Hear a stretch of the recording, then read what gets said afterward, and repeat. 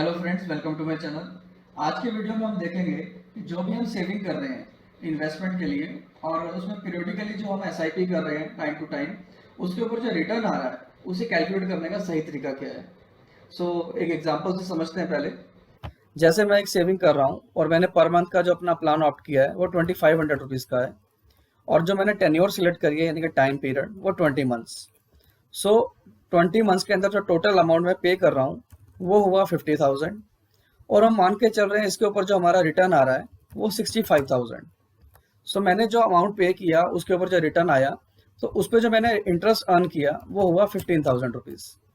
अब जो बेसिक तरीका होता है जो हम नॉर्मली सेविंग कैलकुलेट करने के लिए यूज़ करते हैं, like is equal to 15,000 divided by 50,000 यानी कि amount paid is equal to 30%, और इसको हम बोलते हैं एब्सोल्यूट रिटर्न।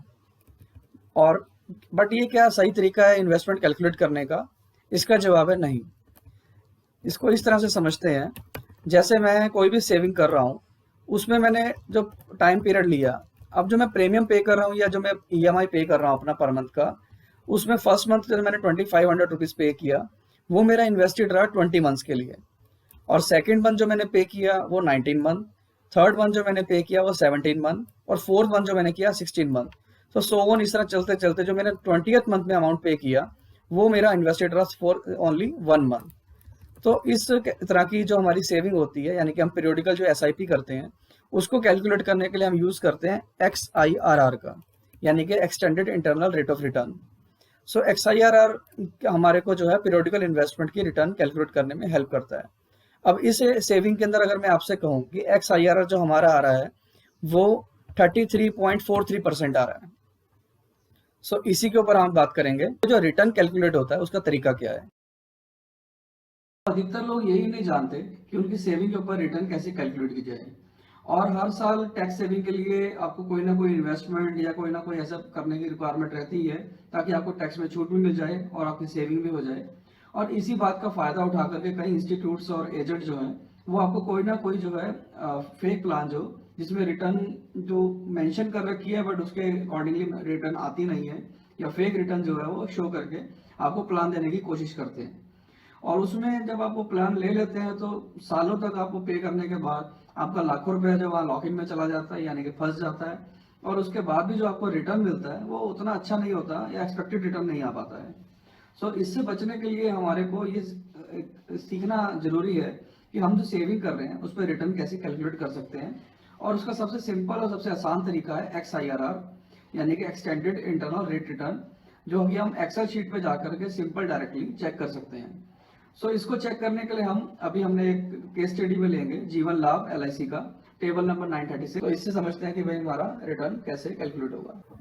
XIRR को हम समझते हैं एग्जांपल के थ्रू, जिसके लिए हम कंसिडर कर रहे हैं एक LIC का प्लान जीवन लाभ टेबल नंबर 936। इसमें हम मान के चल रहे हैं एक पर्सन है, उसकी 30 ईयर्स है और वो पॉलिसी और टर्म ले रहा है 25 ईयर्स के लिए, और उसका प्रीमियम पेइंग टर्म है 16 ईयर्स, और जिसमें उसने सम एश्योर्ड लिया 5 लाख रुपीज़, और उसका बेसिक प्रीमियम जो 5 लाख रुपीज़ के ऊपर बन रहा है 22,209। और इसमें बोनस कैलकुलेशन जो हम कर रहे हैं, रिविजरी बोनस जो करंट फाइनेंशियल में डिक्लेयर्ड है वो 47 रुपीज़, उसके अकॉर्डिंगली जब हम उसका कैलकुलेट करते हैं तो उसका टोटल 25 ईयर का बोनस आता है 5,87,500 as per declared in current financial year. और फाइनल एडिशनल बोनस जो है वो for 5 lakh cover is 2,25,000 rupees. इसको समझते हैं ये कैसे XIRR हमारा काम करता है पूरी हमारी टेन्योर के अंदर रिटर्न कैलकुलेट करने के लिए। इसमें हमने टेबल में लेफ्ट साइड पे लिया पॉलिसी टर्म यानी कि ईयर्स, जो हमने पहला प्रीमियम पे किया वो 1 जनवरी 2022 को, देन 2023, 24, 25, इस तरह करते करते हमने टोटल जो 25 ईयर का प्लान है उसको 2046 तक यहाँ मेंशन किया, और देन मेच्योरिटी 2047 में। जैसे हम प्रीमियम पे कर रहे हैं इसमें हर साल, इसमें हमने ये ऐड कर लिए। तो हमने पहले साल प्रीमियम पे किया 22,209, इसमें हम फिगर को माइनस में ले रहे हैं क्योंकि हमारी ये पॉकेट से पैसा जा रहा है। जो भी फिगर हमारी पॉकेट से जाएगी उसको माइनस में लेंगे और जो आएगी उसको प्लस में लेंगे। हमने 16 साल तक प्रीमियम पे किया, और उसके बाद हमने आगे 9 साल का हमारा कोई प्रीमियम नहीं है, सिर्फ हमारा वेटिंग पीरियड है। देन उसके बाद जो हमारा 2047 में मेच्योरिटी आया। मैच्योरिटी में ये प्लान क्या कहता है भी आपको सम एश्योर्ड प्लस बोनस और प्लस फाइनल एडिशनल बोनस आपको मिलेगा। सो इसको हम यहाँ फॉर्म टेबल से ले लेते हैं। सो हमारा सम एश्योर्ड है 5 लाख रुपीज़, और जो हमने रिविजनरी बोनस निकाला करंट फाइनेंशियल ईयर के अकॉर्डिंगली, हम मान के चल रहे हैं भी आगे अगर सेम रहेगा तो इतना बन सकता है 5,87,500 रुपीज़, और प्लस फाइनल एडिशनल बोनस जो लास्ट में मिलता है आपको मैच्योरिटी पे 2,25,000 के करीब। तो इसको हम ऐड करते हैं तो हमारा टोटल रिटर्न आता है 13,12,500 रुपये। सो आपने टोटल अमाउंट जो पे किया वो पे किया 3,55,334 रुपये। इसको हम यहाँ पे लिख लेते हैं। सो टोटल अमाउंट पेड, ये हमारा टोटल अमाउंट आया 3,55,344 रुपये, तो 355,344। और जो हम रिटर्न कैलकुलेट कर रहे हैं अकॉर्डिंगली जो as per current financial year में गिवन है, तो 13,12,500 रुपये। अब अगर हम इसकी एब्सोल्यूट रिटर्न निकालते हैं, सो इसकी एब्सोल्यूट रिटर्न जो है वो आ जाएगी, यानी कि हमने जो इंटरेस्ट अर्न, पहले से पहले हमें इंटरेस्ट अर्न देखना पड़ेगा। सो हमारा इंटरेस्ट अर्न क्या हुआ, जो हमने पे किया और जो हमारा फाइनल अमाउंट था उसका डिफरेंस, तो 9,57,000 के करीब जो है हमारा इसमें इंटरेस्ट आ गया। सो हम एब्सोल्यूट रिटर्न निकालते हैं तो इंटरेस्ट माइनस प्रिंसिपल, सो हमारी जो है 2.69 टाइम्स, इसको अगर हम परसेंटेज में कैलकुलेट कर लेते हैं तो 269% जो है आपकी रिटर्न आई।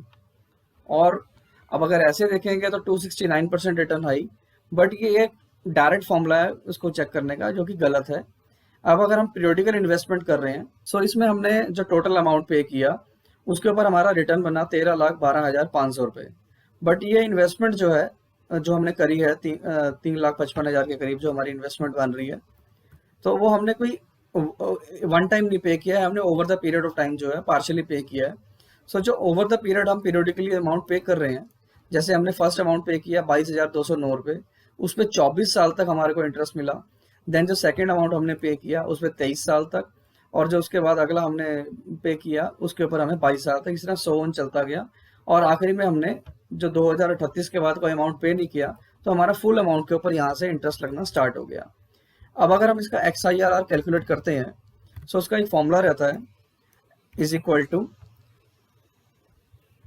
XIRR ब्रैकेट ओपन, देन उसके बाद हम पूरी अमाउंट सेलेक्ट कर लेंगे टिल मैच्योरिटी, कोमा, देन उसके बाद हमारी term till maturity bracket close. इसको एंटर करेंगे तो हमारे पास रिटर्न आ गया हमारा 7.42%। सो हमारा जो हमने इन्वेस्टमेंट किया उसके ऊपर जो टोटल रिटर्न आ रहा है वो 7.42%।